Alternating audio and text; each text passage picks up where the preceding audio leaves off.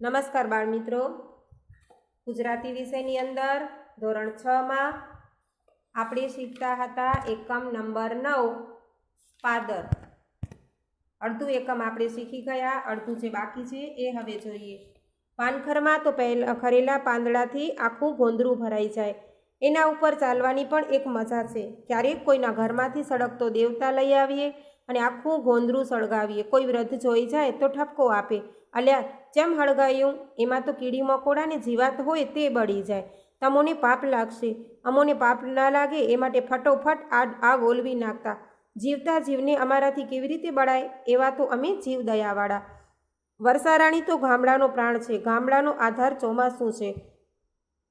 વરસાદ આવતાની સાથે જ આખા ગામને નવડાવતા ધોતા ચોમાસું નેવાના પાણી ગોંદરે ભેગા થઈ જાય. પાણી ત્યાંથી સીધા જ તળાવમાં જાય. ખડખડ જતા પાણીમાં અમે આખે ગોંદરે વેરાઈ જઈએ.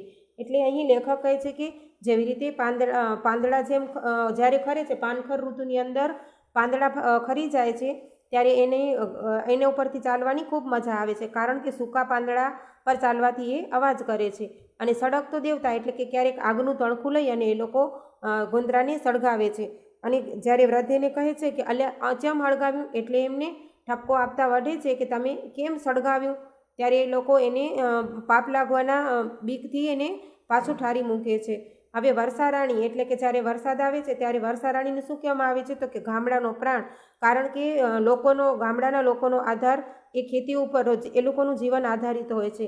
એટલા માટે જ્યારે વરસાદ આવે છે ત્યારે તેઓ ખૂબ જ ખુશ થઈ જાય છે અને કહે છે કે નેવાના પાણી જ્યારે ગોંદરે ભેગા થઈ જાય અને બધા પાણી પહેલાં અહીં ગોંદરામાં ભેગા થાય અને પછી એ નદીની અંદર તળાવની અંદર જાય છે, ત્યારે કહે છે કે અમે પણ ત્યાં નાહવાની ખૂબ જ મજા પડે છે. વરસાદમાં પલળવાનો પણ એક રોમાંચ હોય છે. ગોંદરાના વૃક્ષોને અથડાઈને પાછું ફરતું, આજુબાજુની વાળ સાથે અથડાતું, ગામના કચરાને ઢસડી જતું કે વળવાઈઓમાં અટવાઈ જતું પાણી જોવાનો આનંદ આવતો. આખી દુનિયાના રસ્તાઓ સાથે અમારું ગોંદરું સંકળાયેલું છે. એનો સંબંધ જીવંત છે. કોઈ વટે માર્ગું કે કોઈ અતિથિ પણ ગોંદરે પોરો ખાઈને જ આગળ જાય. કેટલીક જ્ઞાતિઓની પંચાત અહીં ભરાય. અહીં જ વિહરતી વિચરતી જાતિઓ આવીને ડેરા તંબુ તાણે પોતાના નાના મોટા ધંધા કરીને પેટ ગુજારો કરે, પછી ઉચાળા ઉપાડીને બીજે જાય. ગામકૂવો અને મંદિર પણ ગોંદરે જ હોય. એટલે અહીં લેખક કહે છે કે કોઈને પણ જવું હોય તો ક્યાંથી જાય તો કે ગામના ગોંદરેથી જ જવું પડે. કોઈ પણ વ્યક્તિ આવે, અતિથિ એટલે કે મહેમાન આવે તો ગામના ગોંદરે પોરો ખાઈને એટલે કે વિસામો લઈને પછી જ તે આગળ જાય છે.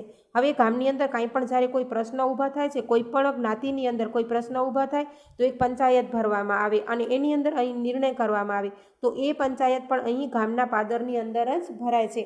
અને વિહરતી વિચરતી જાતિ એટલે કે જે વ્યક્તિઓ હરતી ફરતી છે, જ્યાં પોતાના ધંધા હોય ત્યાં જે લોકો ડેરા અને તંબુ બાંધી અને ત્યાં જ પોતાનો પડાવ નાખે છે. તો કહે છે એવી વ્યક્તિઓ પણ ક્યાં આવીને રહે તો કે ગામના પાદરની અંદર. હવે ડેરા તંબુ તાણવા એટલે કે પડાવ નાખવો, એ બધા જ અહીં આવી અને રહે છે. અને જ્યારે એ લોકોને જરૂર ન હોય ત્યારે પોતાના બધા સામાન લઈને અહીંથી ચાલ્યા જાય છે. આ ગોંદરે ધીંગાણા મંડાણા છે. લાકડીઓ, ધારિયા અને તલવારો ઉછળ્યા છે. ઢોલ ધ્રબુક્યા છે. સરકારી લફરા થયા છે. પેઢીઓની પેઢીઓ ગોંદરેથી પસાર થઈ ગઈ છે. ગોંદરે ઘણી તડકી છાયણી જોઈ છે. ગોંદરું ગામની જાવજલાલી અને એની ચડતી પડતીનું સાક્ષી છે. એની રેતીના કણકણમાં ઇતિહાસનું એક એક પાનું લખાયું છે. મારા કોમળ પગલાંને સાચવતું આ ગોંદરું આજે મારામાં ધીમે ધીમે ઉગી રહ્યું છે. હું રોમાંચિત બની જાઉં છું. પૂઠા વાળીને પાછળ જોઉં છું તો મારા ગોંદરાને કાળોતરો ડંખી ગયો છે. એના માથે કાળા કાળા શીંગડા ઉગી ગયા છે. ક્યાં છે મારું ગઈકાલનું ગોંદરું પાદર? વડની વડવાઈઓમાં રાતનો પોરો ખાવા માટે પાછા ફરતા પંખીઓની પાંખ લઈને ઉડું છું મારા ગામના પાદર તરફ. હવે અહીં લેખક કહે છે કે બધા સારા કે ખરાબ કંઈ પણ પ્રસંગો હોય છે તે બધા જ ગામના પાદરની અંદર થયા છે. એટલા માટે આ પાદરે તડકી છાયણી જોવી એટલે કે આ ગામનું પાદર એ સુખ દુઃખમાંથી પસાર થઈ ગયું છે. અને ગામ કેવું હશે એ ગામના પાદર ઉપરથી, જો ગામની જાવજલાલી ખૂબ સારી હોય તો એના પરથી ગામ કેવું છે એ પણ આપણને ખબર પડી જાય છે. એટલા માટે કહે છે કે એના ગામના પાદરના જે કંઈ પણ પ્રસંગો છે એ જાણે ઇતિહાસના એક એક પાના ઉપર લખાયા હોય એવું લાગી રહ્યું છે. અને આજે લેખકને ખૂબ જ પૂઠ વાળીને પાછળ જોવું એટલે કે જ્યારે પાછળ ફરીને વાંસો વળીને પાછળ જોવે છે તો એમના ગામને પાદરને કાળોતરો એટલે કે જાણે કાળો નાગ ડંખી ગયો હોય એવું લાગી રહ્યું છે. એટલા માટે લેખક કહે છે કે મારું એ ગઈકાલનું જે ગોંદરું હતું, મારું પાદર હતું, એ ક્યાં ગયું? એ લેખકને પોતાના ગામનું પાદર ખૂબ જ યાદ આવે છે, કારણ કે અહીં પંખીઓ પણ રાતના વિસામો ખાવા માટે આવે છે. હવે આ એકમ આપણે શીખી ગયા. આના આધારે તમારી સ્વાધ્યાય પોથીની અંદર કેટલાક પ્રશ્નો આપેલા છે, જે પ્રશ્નો આપણે જોઈએ. એમાં પ્રશ્ન નંબર 1 છે,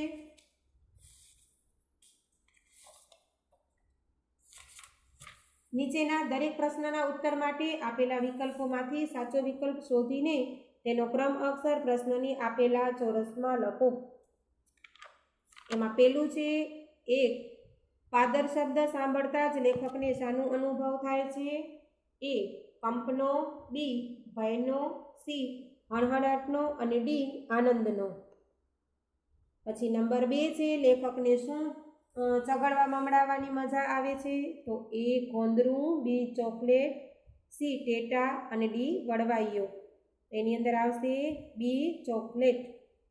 પછી 3 છે, દર વર્ષે કોણ પોતાની વડવાઈઓ વધારતું રહે છે? A, પીપળો, B, લીમડો, C, વૃક્ષો અને D, વડ. પછી નંબર 4, ગોંદરે ઢોરને પાણી પીવા બનાવેલા કુંડને શું કહે છે? A, હવાડો, B, ખાડો, C, જળવાડો અને D, કુંડ. તો એની અંદર આવશે A, હવાડો. પછી 5 છે, ગોંદરે કોનો મેળો જામે છે? તો A, ટાબરિયાનો, B, વાંદરાનો, C, પશુઓનો અને D, લોકોનો. એની અંદર આવશે A, ટાબરિયાનો. પછી 6 છે, લેખક ગામનો જીવતો જાગતો ચોપડો કોને કહે છે? A, પુસ્તકાલયને, B, વૃક્ષને, C, ગોંદરાને અને D, ભવાઈ કરનારાઓને. તો એની અંદર આવશે C, ગોંદરાને. પછી 7 છે, લેખક ગામમાં છેલ્લો વિસામો કોને ગણે છે? A, મંદિરને, B, વૃદ્ધાશ્રમને, C, ખેતરને અને D, સ્મશાનને. તો એની અંદર આવશે D, સ્મશાનને. પછી આવે છે 8, અનર્થ શાનો દેશ ગણાય છે? A, ભવાઈનો, B, લોકગીતોનો, C, ગરબાનો અને D, નૃત્યનો.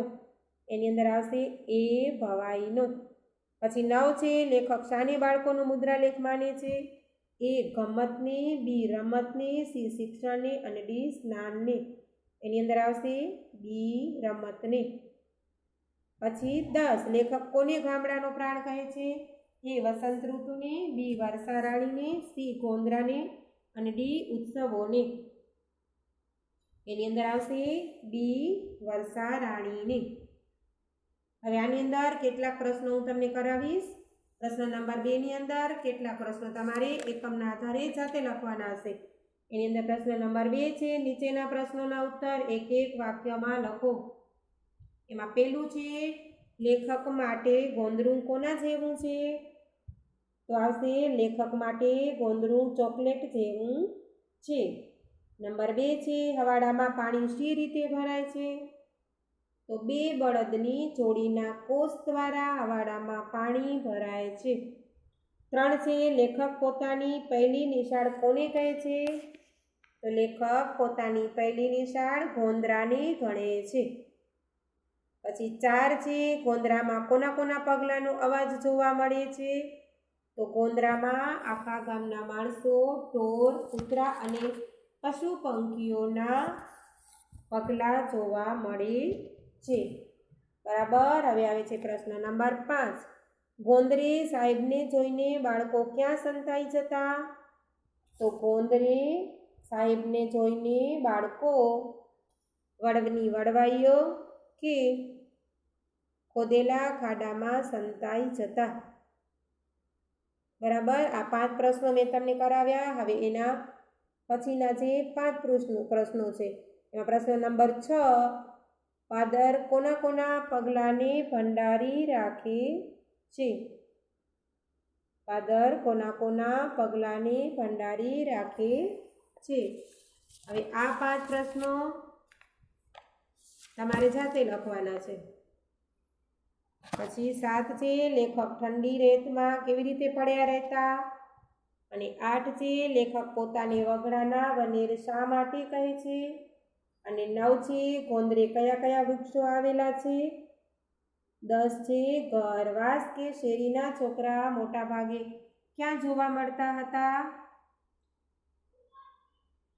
બરાબર. પછી આવે છે પ્રશ્ન નંબર 3.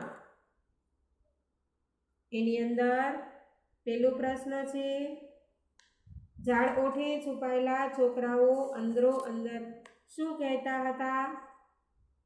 તો હવે આ એકમ આપણે એક વખત જો વાંચી જઈશું તો તમને એના પ્રશ્નો ખબર હશે. મેં તમને આ એકમ સમજાવ્યું છે તો એના આધારે 3-4 વાક્યોના પ્રશ્ન તમારે જાતે લખવાના છે. નંબર 2 છે, સવારે ભણેશ્રી છોકરા શું કરતા?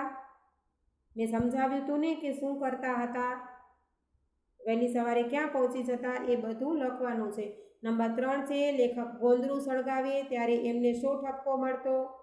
તો એ આપણે પહેલાં જ જોયું. રતુ એમને શું કહેતા હતા એ તમારે લખવાનું છે. પછી આવે છે પ્રશ્ન નંબર 4. નીચેના પ્રશ્નોના મુદ્દાસર ઉત્તર લખો. એમાં પહેલું છે, સારા માઠા પ્રસંગે ગોંદરે કોણ કોણ જોવા મળતું? સારા માઠા પ્રસંગે ગોંદરે કોણ કોણ જોવા મળતું? હવે એક જવાબ હું તમને લખાવી દઉં. સારા માઠા પ્રસંગે ગોંદરે અનેક લોકો જોવા મળતા. કોઈની જાન ઉગલાવવાની હોય તો ગોંદરે ગાળાની રમઝટ હોય, અને પાણિયારીઓ માથે બેડા લઈ અને પાણી ભરવા માટે જાય અને કપાટા મારતી જાય. ત્યાંથી પસાર થતા જુવાનિયાઓ મૂછો મરડતા હોય અને મેળો પણ ગોંદરે જ ભરાય. બહાર ગામથી જ્યારે કોઈ અતિથિ આવે છે ત્યારે તે ગામના ગોંદરેથી જ પસાર થાય છે. અહીં તે પોરો ખાઈને જાય છે. કોઈનું મરણ થાય તો એના શબને પણ ગોંદરે ત્રીજો વિસામો આપવામાં આવે છે. આમ ગોંદરે સારા માઠા પ્રસંગો જોવા મળે છે. હવે આવે છે પ્રશ્ન નંબર 2. લેખકનું ગામ ભોજકોનું કેન્દ્ર શા માટે ગણાતું? તો હજુ એક લખાવી દઉં. ભોજકો ભવાઈ કરતા. ભવાઈની શરૂઆત લેખકના ગામથી થતી. આસો સુદ પાંચમ માટે એ દિવસ નક્કી રહેતો. પીપરના થડ પાસે પડદો બંધાય, નરગા વાગે, પૂંગળ ફૂંકાય. ગામના જ નહીં પરંતુ આજુબાજુના ગામના લોકોની પણ ત્યાં કને ઠઠ જામતી. આમ લેખકનું ગામ ભોજકોનું કેન્દ્ર ગણાતું. બરાબર. એના પછી પ્રશ્નોના જવાબ જે 3 છે એ તમારે લખવાના છે. 3 છે, ગોવાળિયા ખાવા ઘેર ગયા હોય ત્યારે લેખક મિત્રો સાથે શું કરતા? અને 4 છે, રેત સાથેના લેખકના સંસ્મરણો તમારા શબ્દોમાં આલેખો. રેત સાથેના લેખકના સંસ્મરણો તમારા શબ્દોમાં આલેખો. પછી 5 છે, ગામનું ગોંદરું સાથી જીવંત લાગતું હતું. બરાબર, લખ્યું. હવે એના પછી વ્યાકરણ વિભાગ શરૂ થાય છે. પ્રશ્ન નંબર 5 થી પ્રશ્ન નંબર 13 અને પ્રવૃત્તિ એ હવે આપણે પછીના વિડીયોમાં શીખીશું. Thank you.